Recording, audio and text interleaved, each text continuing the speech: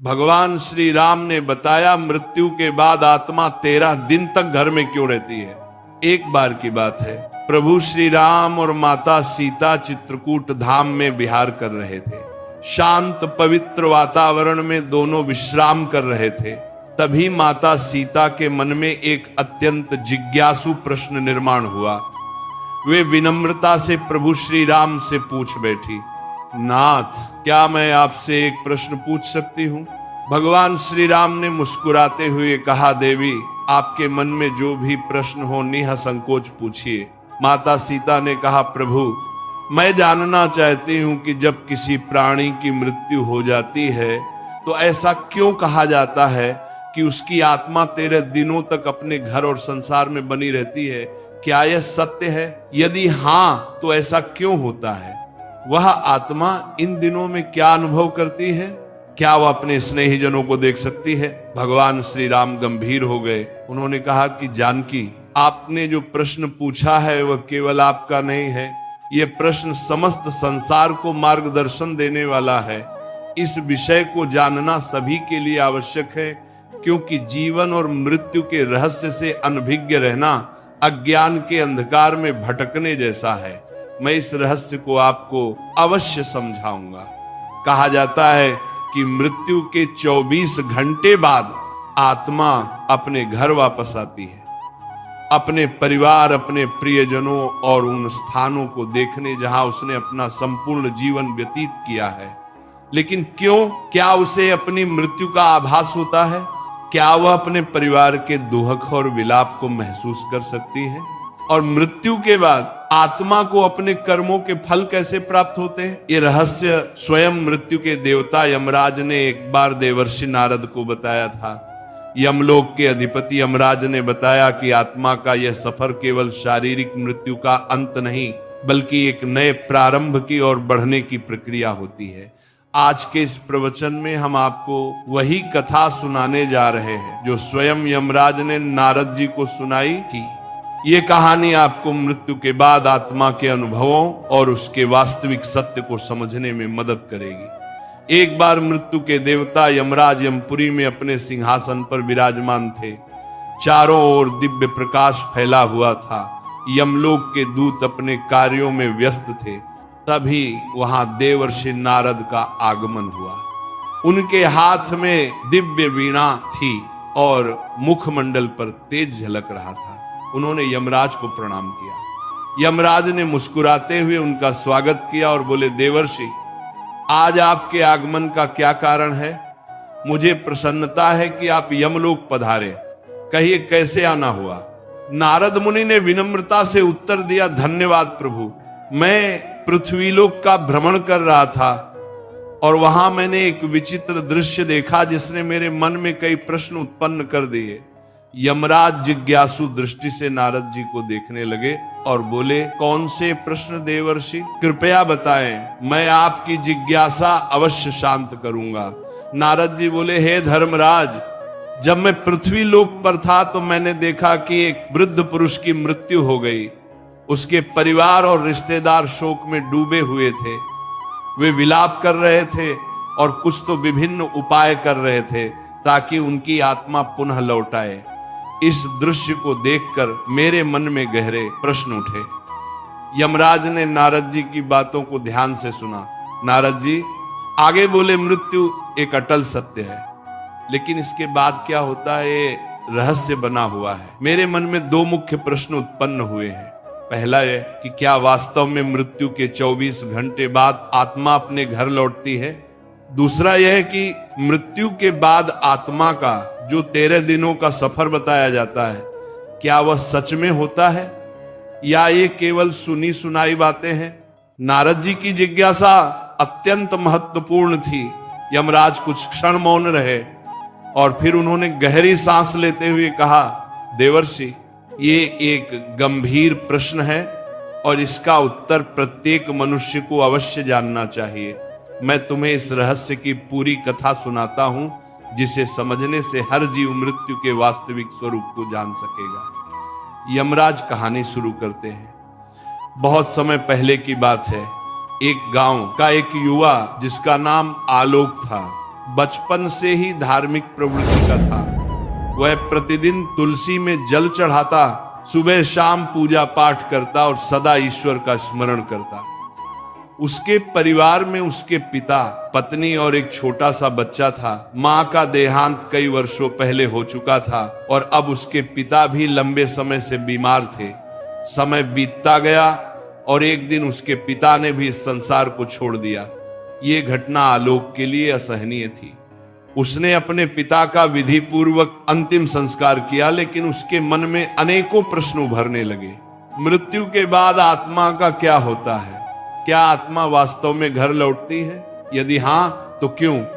इन प्रश्नों के उत्तर खोजने के लिए वह एक आध्यात्मिक यात्रा पर निकल पड़ा।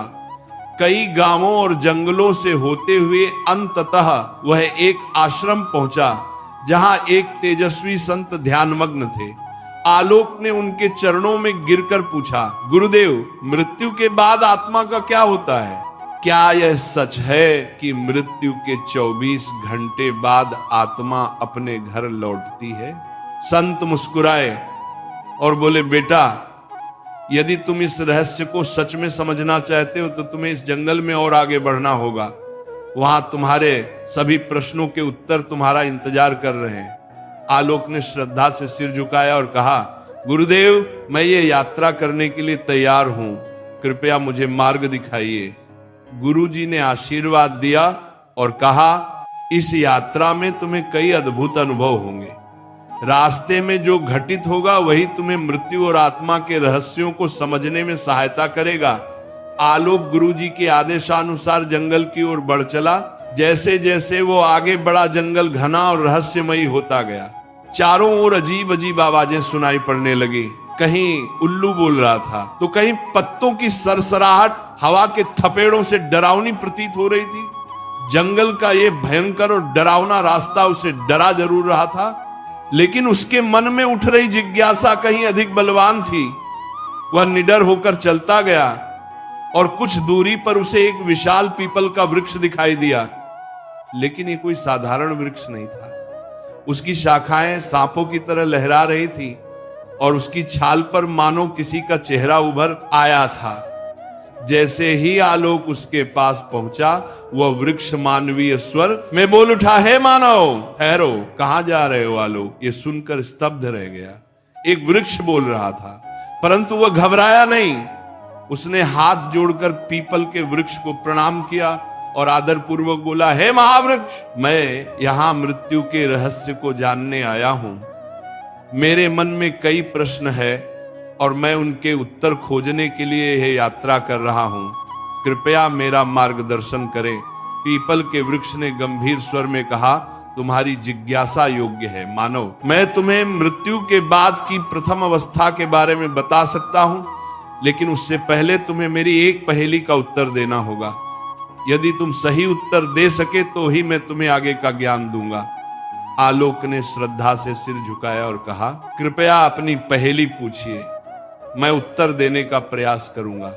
पीपल का वृक्ष थोड़ा मुस्कुराया और बोला, सुनो, ये पहेली तुम्हारे ही जीवन से जुड़ी है। जब जीवित होता हूं तब काल होता हूं, मरने के बाद मैं लाल हो जाता हूं। मुझे जितना जलाओगे मैं उतना ही बिखरता जाऊंगा। बताओ मैं कौन हूं? आलोक ने ध्यानपूर्वक सुना और सोच में पड़ गया। ये पहेली साधारण नहीं थी। वह कुछ देर तक विचार करता रहा। उसके मन में कई वस्तुओं के विचार आए, लेकिन फिर अचानक उसका ध्यान एक वस्तु की ओर गया जिसका प्रयोग वह प्रतिदिन अपने घर के हवन और पूजा में करता था। उसकी आंखों में चमक आ गई। उसने पीपल के वृक्ष की ओर देखा और आत्मविश्वास से उत्तर दिया, इसका उत्तर कोयल है। जब कोयल जीवित रहता है तो वह काला होता है, जलने के बाद वह लाल हो जाता है और धीरे धीरे बिखरकर राख में बदल जाता है। जैसे ही अरब ने यह उत्तर दिया, पीपल के वृक्ष की शाखाएं इकाई हिलने लगी। चारों ओर हवा तेजी से बहने लगी और वृक्ष ने स्वर को गंभीर करके कहा, सत्य कहा वत्स, तुमने मेरी पहेली का सही उत्तर दिया है। अब मैं तुम्हें मृत्यु के बाद की प्रथम अवस्था के बारे में बताऊंगा, ध्यानपूर्वक सुनो। पीपल के वृक्ष ने आगे कहा, बेटा, जब शरीर नष्ट हो जाता है तब आत्मा एक भ्रम की स्थिति में आ जाती है। उसे समझ ही नहीं आता कि वह मुक्त हुई है या किसी बंधन में है। यह मृत्यु के बाद के पहले 24 घंटे की सबसे रहस्यमय अवस्था होती है। आलोक ध्यान से सुन रहा था, लेकिन उसके मन में और जिज्ञासा जाग उठी। उसने हाथ जोड़कर पूछा, कृपया विस्तार से समझाइए, मृत्यु के तुरंत बाद आत्मा को क्या अनुभव होता है? पीपल ने गहरी सांस ली, मानो किसी पुरातन स्मृति को जागृत कर रहा हो, और फिर कहा, जब मृत्यु होती है तो आत्मा शरीर से अलग हो जाती है, परंतु पहले ही क्षण में आत्मा को यह समझ नहीं आता कि वह देह से मुक्त हो गई है। वह स्वयं को जीवित ही मानता है।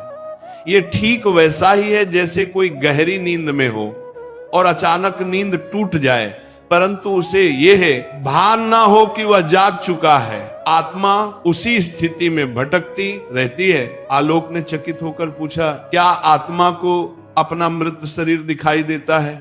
पीपल ने कहा, हाँ, बहुत बार आत्मा अपने ही मृत शरीर को देखती है। वो अपने परिवार को रोते बिलखते देखती है। वो उनसे बात करने की कोशिश करती है, उन्हें छूने का प्रयास करती है, लेकिन कोई उसकी आवाज नहीं सुन सकता, कोई उसके स्पर्श को महसूस नहीं कर सकता। ये आत्मा के लिए सबसे बड़ा भ्रम और पीड़ा का क्षण होता है।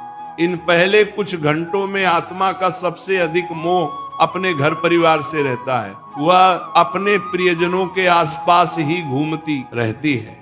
कई आत्माएं घर में ही रुकी रहती हैं, अपने परिवार के लोगों को देखती हैं, लेकिन वे कुछ कर नहीं पाती।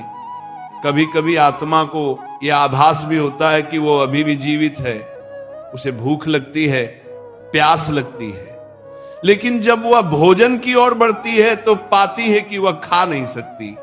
जब वह अपने प्रियजनों को गले लगाने का प्रयास करती है तो पाती है कि वह उसे महसूस नहीं कर सकती।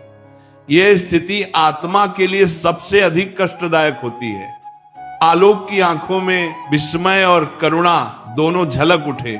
उसने पूछा, क्या आत्मा को अपने कर्मों का आभास होने लगता है?